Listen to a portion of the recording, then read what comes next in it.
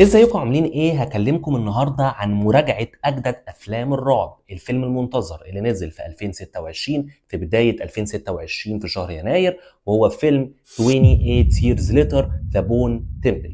وده طبعا الجزء الرابع من سلسلة افلام الرعب المشهورة او افلام الزومبي المشهورة 28 Days Later. وهنشوف خلال احداث الحلقة هل الفيلم ده فعلا يستحق المشاهدة ولا لا. بس اهم حاجه عشان ما اضيعش وقتكم، ما تنسوش تدعموني وتشتركوا في القناه وتفعلوا زر جرس التنبيهات وتدوسوا لايك على الفيديو عشان ما يفوتكمش كل جديد. يلا بينا ما نضيعش وقت ونخش في الموضوع على طول.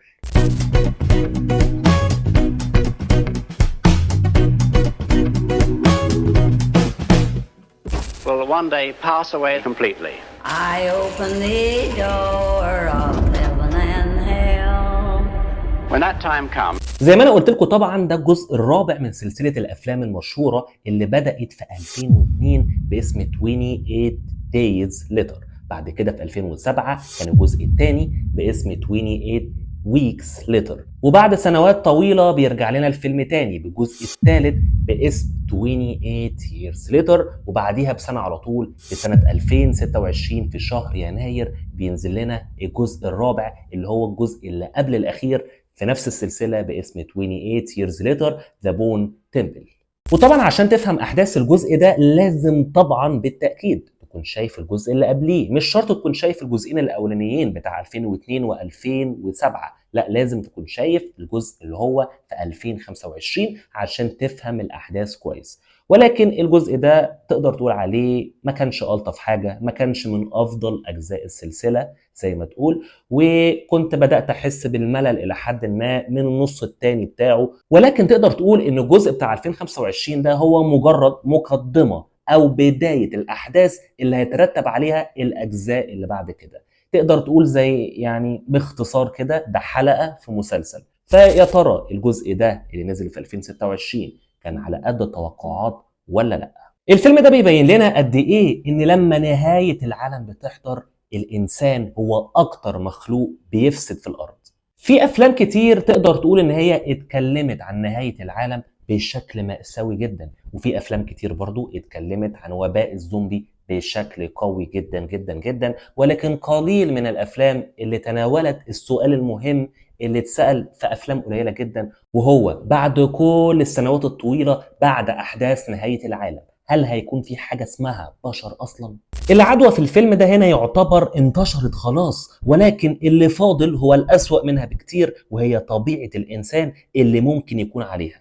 الفيلم ده من أول دقيقة قالها بشكل صريح، مفيش رعب تقليدي، مفيش مطاردات مع الزومبي، ولكنه ركز أكتر على الجانب المأساوي والنفسية السيئة اللي موجودة في الوقت ده.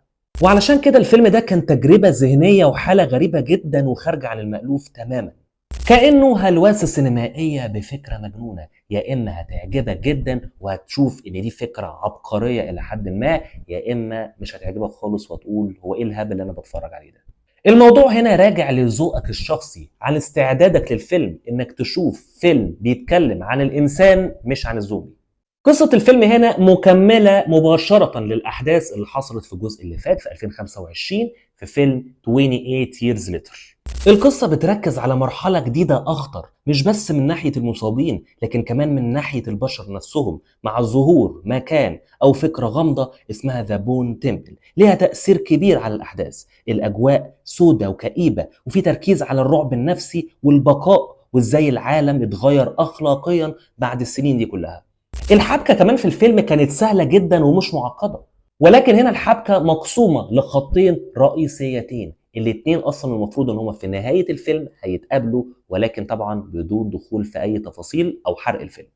الخط الاول لسه مكملين مع سبايك اللي بينضم لسير جيمي كريستال والعصابة الغريبة اللي معاه، اللي كان اسلوبها تقدر تقول الى حد ما طائفة شيطانية. الخط التاني هنا عندنا بنكمل الاحداث مع دكتور كيلسون اللي عايش وسط المصابين وعامل معبد عظام، وكان طبعا بيحاول يلاقي طريقة ان هو يعالجهم. ومنهم مصاب الفا جديد او مصاب من النوع الخارق جديد اسمه سامسون، وكلنا طبعا عارفينه من الجزء اللي فات. وبدون حرق للاحداث زي ما انا قلت لكم الخطين الرئيسيتين دول هيتقابلوا في نهاية الفيلم. the whole world will cease to make any sense. واللي هيحصل ساعتها في نهاية الفيلم حاجة فعلا فعلا فعلا صعب تتنسي.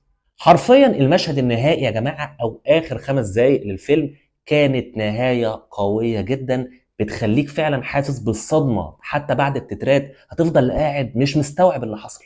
عجبني جدا صدام الفلسفات اللي شفته في الفيلم ما بين السير جيمي وأتباعه، واللي كانوا بيقتلوا أي حاجة تقابلهم حرفيا سواء إنسان أو مصاب، وبين الدكتور كيلسون اللي كان بيحاول يعالج المصابين وبيلاقي معنى للحياة. الأذكى هنا في الفيلم ومن الحاجات اللي عجبتني جدا في الفيلم إن هو مش بيجاوبك بطريقة صحيحة مين فيهم الصح ومين فيهم الغلط، سابك متلخبط بينهم، ودي حاجة عجبتني جدا. وعلشان كده كل قرار في الفيلم تحسه غلط هتحس معاه بنفس اللحظة إن مفيش اختيار تاني للأسف. I open the door of heaven and hell. Look at the incredible changes. شخصية سبايك هنا ما بقتش محور القصة تماما زي الجزء اللي فات، ولكن الشخصيات اللي تناولها الفيلم عملت بعد إنساني وفلسفي عميق وقوي جدا في الفيلم.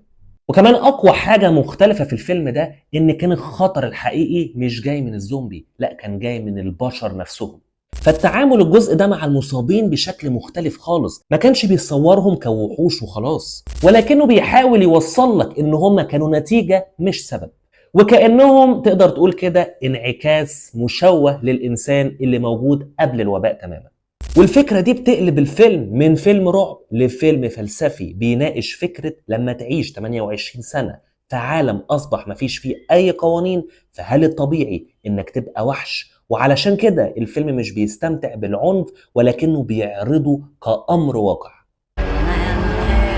Look at the incredible changes we've experienced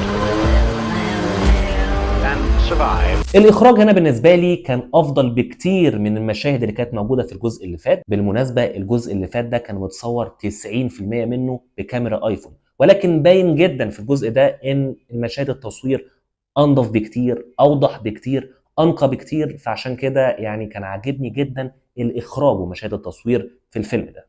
شفنا لقطات واسعة كتير ومشاهد تأملية حلوة مع كمان اختيار ممتاز لأماكن الكاميرا. من الحاجات اللي عجبتني هنا جدا برضو هو معبد العظام كمكان مثالي وتجسيد حرفي لفكرة ان افتكر انك هتموت في يوم من الايام وهتكون في المكان ده، وكان مراية بتخليك تشوف ان الانسان ممكن يوصل لمرحلة يبقى شايف الموت حاجة عادية والرحمة ضعف منه. الموسيقى التصويرية هنا كانت متنفذة بأسلوب كويس جدا، وكانت برضو يعني ما كانتش أفضل من الجزء اللي فات بصراحة، ولكن هي كانت متنفذة بأسلوب كويس. وبالمناسبة المؤلفة بتاعت الموسيقى دي هي نفس مؤلفة موسيقى فيلم الجوكر. الأداء التمثيلي في الفيلم ده بدون نقاش هو القوة الأبرز اللي موجودة في الفيلم، وخصوصا لنجم الفيلم الحقيقي بدون نقاش رالف فاينز. None can excel. Many of the things we take for granted will one day pass away completely. واحد من أعظم الممثلين اللي قدموا أداء تمثيلي، هو الأقوى في مسيرته، مش تقدر تقول عليه الأقوى في مسيرته، ولكن هو من أقوى الأداءات التمثيلية اللي قدمها في تاريخه. ده غير ان عنده مشهد في الفيلم ده تقدر تقول ان هو من افضل المشاهد السينمائيه اللي شفتها من سنوات طويله. بالنسبه لجاك اوكنيل في دور جيمي كان دوره قوي جدا من ناحيه الشر، وقدم لنا واحد من اقوى ادواره كشرير متكون من صدمه دينيه عنيفه، فحضوره كان ضاغي وكان بيفرض نفسه كواحد من اقوى الاشرار اللي شفناهم من سنين. وحتى جماعه الجيميز نفسهم كانوا فعلا حرفيا مجانين في الفيلم ده. حابب اقول تنويه ان الفيلم برضه عنيف ودموي جدا جدا جدا، في مشاهد فعلا مقرفه، في مشاهد هتحس بالقرف فعلا لدرجه ان انت ممكن تقربه شويه لفيلم تيريفاير. ما وصلش لمرحله القرف بتاع تيريفاير، ولكن تقدر تقول ان هو قرب منها الى حد ما. فلو انت ما بتحبش القرف والدم والعنف والكلام ده مش هيعجبك الفيلم ده. اجمالا الفيلم حلو ويستحق المشاهده ويستحق السينما، وحابب ان انا اديله 7.5 من 10. Are you ready?